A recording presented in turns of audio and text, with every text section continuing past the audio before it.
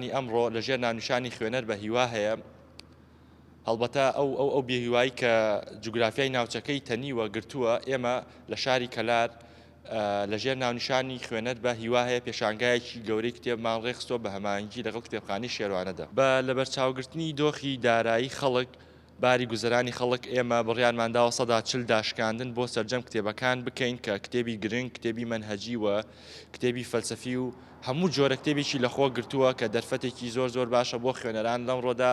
سەردانی کافێ بکەن و ئەو کتێبانی کە پێویستیانە بیکڕن لە پێشانگاکەی ئەمڕۆدا زیاتر لە 2000 کتێبی لە خۆی گرتووە بە ناونیشانی جۆرا و جۆرەوە و کتێبەکان پێکاتون لە کتێبی فەلسەفی سیاسی هونەری شانۆیی و لە هەمان کادا کۆمەڵێک کتێبی دینی لەخۆ گرتووە.